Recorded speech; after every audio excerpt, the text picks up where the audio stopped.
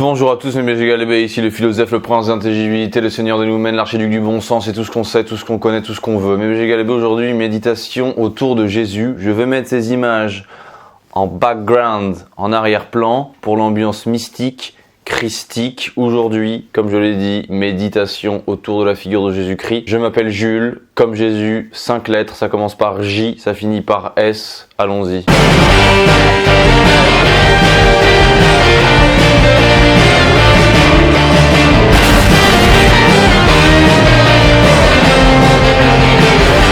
Alors d'abord, pour parler de mon rapport à la religion, moi, comme beaucoup de Français de classe moyenne, un peu postmoderne, avec des parents intellectuels, avec des professions intellectuelles, j'ai pas la foi du charbonnier. J'ai été baptisé, bébé joufflu, un bébé parfait comme disait ma mère. J'ai fait ma première communion. Je suis allé au catéchisme aussi, parce que pour moi c'était plus la garderie, on va dire, mais j'ai fait ça. Je me rappelle une fois, on avait volé des chocolats à Eugénie, c'était ma prof de cat. Enfin, je sais pas si on les avait volés, mais on en avait pris 2 au lieu d'en était des vrais. On avait pris plus de chocolat que de raison et parfois on faisait des bêtises et quand il y avait des gens qui se cachaient et qui arrivaient, on faisait bouh. Je sais pas si t'as la ref. À chaque fois qu'il y avait des gens qui passaient, on faisait bouh. Et aussi quand j'étais petit, jusqu'à je sais plus quel âge, peut-être 12, 13, 14 ans pour Noël, mais sinon à la messe le dimanche, ça a été durant quelques années quand j'étais plutôt enfant préado. Et là je reconnais que je m'ennuyais intensément. Voilà, je faisais souvent, je me surprenais à faire des records de bâillement. Je bâillais mais tout le temps quoi. Alors sinon j'ai dû me confesser quelques fois, c'était toujours un peu gênant parce que tu sais quand t'es gosse, je sais plus ce que j'avais dit au prêtre. Oui, je sais pas trop quoi dire, voilà, peut-être que j'ai tapé mes petites sœurs, voilà, et encore ça, est-ce que c'est un péché? Le débat reste ouvert, tu vois. Donc en fait, j'avais rien à dire, tu vois. Donc voilà, j'ai jamais été subjugué par tout ce qu'on racontait à la messe. Les prêtres, ils racontaient des histoires qu'il y avait dans la Bible. Je sais pas, je connaissais pas les personnages, c'était pas pop. Voilà. Oui, et Jacob alla dans le désert, et il regarda le chameau, mais celui-ci ne le vit point de cet œil. Il prit un bout de conifère et le posa dans la boue, et au 8e jour. Enfin voilà, c'était toujours des espèces. Moi, en termes d'éléments de comparaison, par exemple, à l'époque, j'étais fan de Code Lyoko. Et pour moi, c'était mieux, et j'allais pas plus loin que ça. J'avais pas vocation à aller plus loin que ça. Moi, honnêtement, que ce soit en termes de réflexion, d'histoire, le catéchisme, la messe et tout, on m'a jamais vraiment expliqué l'intérêt. Moi, j'ai toujours été un anxieux, cérébral, métaphysicien, rationnel, psychosensualiste. Quoique je reconnais que j'ai eu un débat quand j'étais en primaire sur le Père Noël. Je soutenais l'existence du Père Noël face à un camarade, à ma professeure que je voulais serrer. J'avais 7 ans, j'étais en CP. Ce débat, a posteriori, j'ai su que je l'avais perdu. Non seulement j'ai jamais vu le Père Noël, mais j'ai jamais serré ma professeure. Ça a été un traumatisme, premier traumatisme décisif, et j'ai plus jamais cru en rien après ça. Mais le Père Noël, c'est différent, encore une fois, c'est pop. C'est le mec qui distribue des cadeaux. À la rigueur, t'as l'impression que si t'y crois pas, il va plus te les apporter les cadeaux, donc c'est dans ton intérêt d'y croire. La religion et Dieu, c'est pas pareil. On nous dit pas les choses de la même manière. Quand t'es gamin, qu'on te dit t'es chrétien, tu fais partie de cette communauté, faut que tu crois, etc. On te dit pas de croire en te disant, quand t'as 6 ans, 5 ans, à la fin dans la vie tu meurs, t'es un cadavre. Mais faut que tu crois, parce que Dieu, il te ressuscite et il t'emmène au paradis. Et en paradis, tu seras heureux tout le temps, sans arrêt. Sinon, tu restes un cadavre. Si on m'avait dit ça et qu'on m'avait traumatisé, je pense que j'aurais cru. Mais on me l'a pas dit. On me racontait des histoires de la Bible, on me faisait bailler à la messe. Le cheminement psychologique qui débouche sur une croyance, je crois, naît nécessairement de micro-traumatisme en fait, tout simplement. Donc moi, c'était soit tu me traumatises, soit tu me donnes de la dopamine. Donc effectivement, à la place de croire en Dieu, d'être un bon chrétien quand j'étais jeune, je croyais plutôt au Père Noël et j'aimais plutôt les Totally Spies.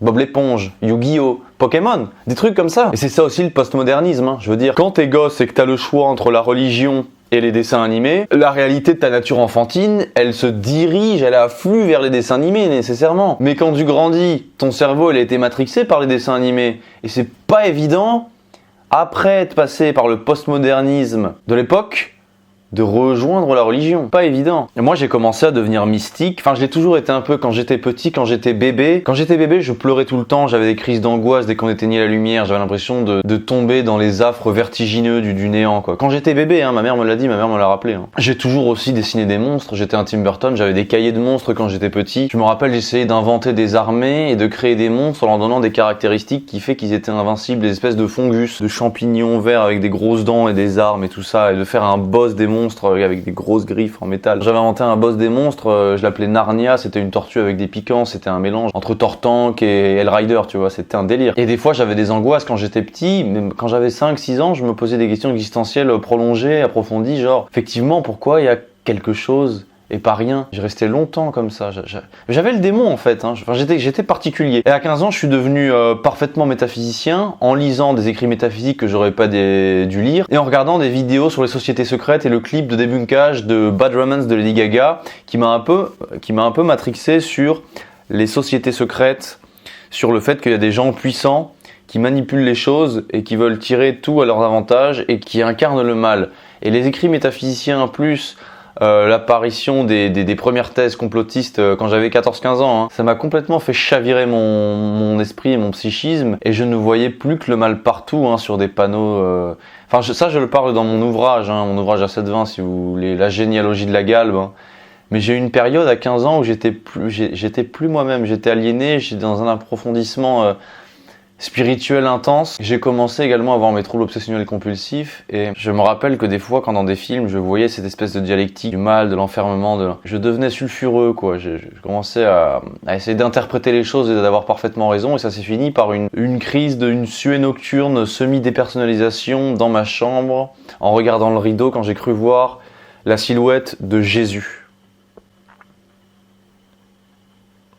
À ce moment-là, je transpirais et la transition est toute trouvée. Parce que malgré tout, bon, avec le temps, par rapport à la religion, j'essaye toujours de comprendre de façon, voilà, sur le plan parabolique, allégorique, symbolique, la justesse que peut receler les idées religieuses, les idées du christianisme, du catholicisme notamment. Mais surtout, je reste fasciné par la figure de Jésus. Et je vous le dis tout de suite, Jésus, je le dissocie des institutions, mais même du christianisme en général. C'est-à-dire que moi, je peux très bien être critique envers le catholicisme. En revanche, je suis pas quelqu'un qui plaisante sur Jésus. Dans le sens où moi je peux blaguer avec Jésus, je peux blaguer sur Jésus, mais jamais pour me moquer. Jésus-Christ Superstar, je trouve ça génial. Comédie musicale sur Jésus, je trouve ça génial. Des peintures sur Jésus, je trouve ça génial. Des blagues, des sketchs sur Jésus, je trouve ça génial, mais vraiment dans le respect. C'est-à-dire pas de grosses punchlines méchantes sur lui. Ça reste quelque chose, ça reste un dogme pour moi que je peux pas faire parce que ça va vraiment à l'angle. Je ne peux pas. C'est impossible. Moi, si je devais choisir deux personnages historiques pour prendre un café avec eux et parler un peu, il y en aurait deux. Ce serait Nietzsche et Jésus. Nietzsche, c'est pour savoir sa morning routine de sa moustache. Et Jésus, ce serait pour sa haircut, you know what I mean, sa belle haircut, pour savoir comment il fait. Bon, encore pour cela, il faudrait pouvoir les ressusciter, ces gens. Mais il paraît que Jésus a ressuscité. Et on en vient au cœur du sujet, mes BG Galbé. Parce que au-delà de l'atmosphère religieuse et de tout l'impact culturel des bisounours et des œufs de Pâques, en tant que philosophe, la seule chose qui m'intéresse, en réalité, c'est de savoir si Jésus a ressuscité. C'est l'essence du christianisme, c'est l'essence de votre curiosité. La curiosité est un vilain défaut, sauf pour chercher à comprendre, à connaître, à savoir cela. Cet aspect fondamental, la fondation essentielle du christianisme, du catholicisme, la résurrection de Jésus. La plupart des gens qui croient, et la plupart des gens qui croient, c'est plutôt des gens qui espèrent, parce que quand tu crois, tu espères, étant donné que tu peux pas le prouver. La plupart des gens qui croient, je crois, sont gênés avec cette question. Et moi, je regarde souvent le linceul de Turin, le Saint-Suaire, sous tous les angles, avec une grande fascination méditative absorbée. Hein. Même parfois, l'autre jour, j'ai mis l'image sur mon logiciel du Saint-Suaire et j'essayais de faire des effets d'image, des effets de reflets, des effets de lueur, des effets d'inversion des couleurs chromatiques et tout, pour voir si moi, je ne serais pas la nouvelle personne à trouver quelque chose de particulier dans cette image qui pourrait prouver éventuellement sa véracité ou son aspect surnaturel. Et parfois, je me dis, et si vraiment la silhouette fantomatique, inexplicable même selon la science, était la trace de lumière du miracle de la résurrection. Je ne sais pas si vous connaissez cet artefact, cet objet, et son histoire surtout. C'est le drap en fait, tout simplement, qui a recouvert Jésus lors de son enterrement dans la grotte du Saint-Sépulcre. Quand on connaît pas l'histoire, de très loin, on se dit, bon, c'est un bout de tissu qui nous vient, on sait pas si c'est l'original, ça nous vient de loin, les mecs, ils avaient des techniques, ils ont pu dessiner une certaine ombre pour vendre leur religion, etc. Et c'est logique qu'on pense comme ça. Moi, j'ai souvent pensé comme ça. En revanche, quand on se plonge dedans, avec tout le scepticisme qu'on peut reconnaître aux philosophes et aux gens rationnels, tu vois, mais il faut quand même être curieux dans la vie, forcément. Parce que si on n'est pas curieux, on en vient à dire comme les matérialistes que la conscience n'existe pas, et qu'il n'y a que de la matière, et que la conscience n'a aucune existence, ce qui est ridicule. Parce que c'est nier par l'expérience le fait même de faire l'expérience. Donc quand on est trop carré, comment ils s'appellent les Allemands là, pas les néocognitifs, les mecs après Wittgenstein là, enfin, je sais plus.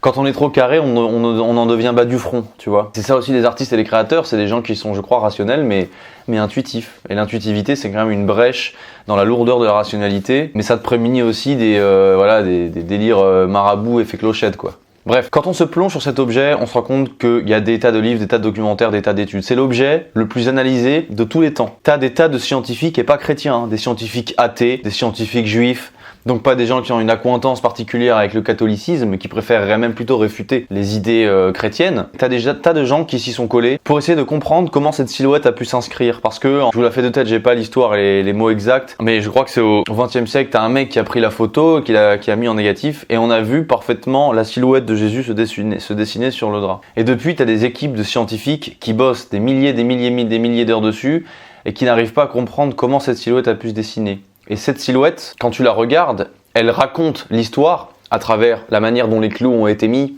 dont le sang a coulé, la couleur du sang, certaines cellules, molécules qui se trouvaient que à Jérusalem à cette époque, plein de trucs comme ça. Il y a forcément du vrai dans cette image parce que par exemple dans la manière dont les clous sont plantés sur les bras, ils sont pas plantés comme ça a souvent été expliqué dans les mains, mais plus haut sur le bras. Sinon, le cadavre et le corps, ils se seraient effondrés parce que ça aurait pas tenu. Pourtant, ils ont longtemps expliqué, on a longtemps vu aussi sur les peintures des clous plantés ici. Et on a longtemps cru ça. Et c'est la science à un moment donné qui a dit que c'était pas possible. Et le linceul de Surin, effectivement, il montre les clous ici. Enfin, il y a des gens qui expliquent ça pendant des heures et c'est absolument fascinant. Je vais mettre en lien des documentaires. Vous allez level up votre dose de mysticisme, hein. Vous pouvez aller voir. Tout le monde est d'accord pour dire que sur ce linceul, le corps qui est présent montre toutes les traces de la passion, il n'en manque aucune.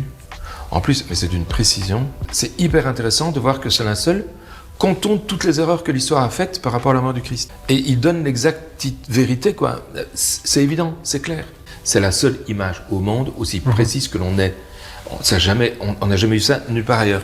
Tous ces détails que nous ne connaissons pas aujourd'hui, que nous redécouvrons en fait, parce qu'on ne connaît pas la crucifixion, on n'en pratique plus, heureusement, eh bien, sont exacts et le linceul nous les donne. Le linceul est juste. Mais je peux pas passer beaucoup de temps à expliquer ça ici. Mais il y a vraiment des tas de trucs et je suis pas du tout du genre à aimer les gens qui racontent des miracles et des trucs comme ça. Moi, souvent, je dis c'est des âneries. Mais là, il y a quelque chose d'absolument fascinant. Il y a vraiment des choses indétectables. Personne n'arrive à débunker cet artefact, à dire que c'est un faux. C'est incroyable. Même la manière dont le sang s'est coagulé et resté rouge tellement le niveau de pression était intense. Et je suis désolé, mais moi je dis s'il y a une image à regarder, c'est bien celle-ci. Mais méditez 5 minutes dessus, vous allez voir, c'est grandiose quoi. Pour moi, s'il y avait une manière de représenter Dieu, c'est celle-là quoi. Alors moi je me dis, le monde en soi est un miracle.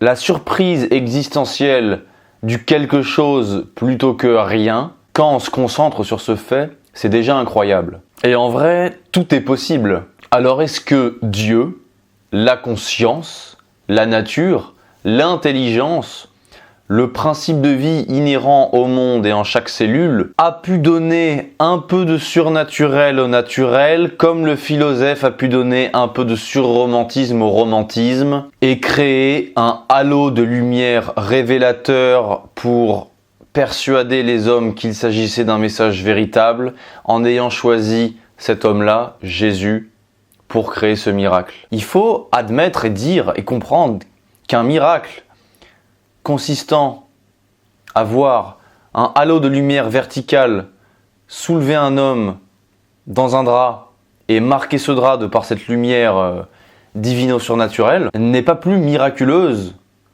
que le fait même que l'univers existe et que la vie existe quand on voit les milliards de galaxies dans le monde. Donc est-il si improbable qu'à un moment donné de l'histoire, l'univers dans les milliards de galaxies, il y a 2000 ans, un homme inspiré ait-il pu être choisi pour faire passer un message et qu'il lui ait été donné de renaître relevé par un halo de lumière surnaturel qui ait produit cette silhouette mystérieuse? Oserions-nous penser que ça s'est physiquement et matériellement produit? Ce serait pour moi, si cet objet était vrai, le deuxième miracle après celui du quelque chose plutôt que du rien. Alors on a envie de se dire, allez c'est faux, c'est pas possible, mais pourquoi pas? Et combien pensez-vous que les milliardaires et que les gens pourraient payer pour avoir la vidéosurveillance de la grotte le 3e jour après la mort de Jésus-Christ? On se croit tous super rationnels, mais malgré ça, qui n'aimerait pas avoir la vidéosurveillance du 3e jour après la mort de Jésus dans le Saint-Sépulcre? Combien Elon Musk, combien Donald Trump, combien Poutine, combien tous les riches, combien même tous les gens qui ont de l'argent, combien on pourrait dépenser pour voir ce qui s'est réellement passé? Je vous pose vraiment la question. Derrière notre rationalité, il y a cet inconfort existentiel inhérent à notre nature, c'est qu'on ne sait pas vraiment qui on est.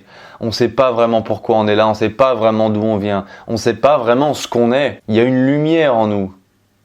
Une lumière ombrageuse qui cherche à connaître derrière la rationalité cet outil sublime qui veut comprendre le monde.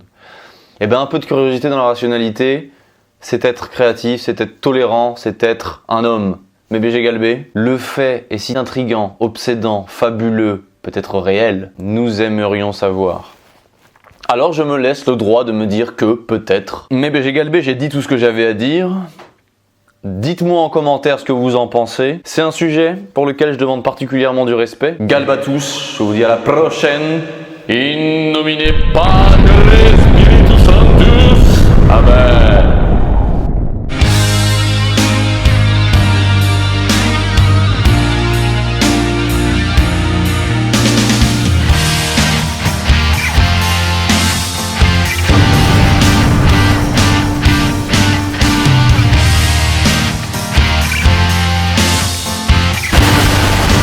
Je fais un petit ajout après la vidéo parce que je vais synthétiser rapidement, parce que j'en ai parlé de prime abord en pensant que tout le monde savait à peu près ce qu'était l'histoire du linceul de Turin, du sensuaire. L'idée est tout simplement de comprendre que aucun scientifique, aucune institution scientifique, absolument personne dans le monde, alors que cet objet a été analysé des milliers et des milliers d'heures, c'est l'objet le plus analysé de tous les temps, personne ne sait comment cette silhouette a pu s'inscrire sur le linceul. C'est impossible que ce soit de la peinture, il n'y a aucune trace de peinture. C'est impossible que ce soit un processus naturel. En tous les cas, les scientifiques ne comprendraient pas quel processus naturel a pu donner cette silhouette. Le fait qu'elle se donne particulièrement quand on la met en négatif, en fait, l'une des seules options serait l'hypothèse de la radiation. C'est-à-dire que les scientifiques, ils ont émis certaines hypothèses. C'est-à-dire que certains scientifiques ont émis l'hypothèse que l'image serait le résultat d'une émission de radiation, des genres de rayons ultraviolets, ou une forme d'énergie émise par le corps ou reçue par lui. En tout cas, quelque chose de pas normal, donc d'anormal, donc de surnaturel. Et c'est extrêmement étrange, la coïncidence est assez mystique.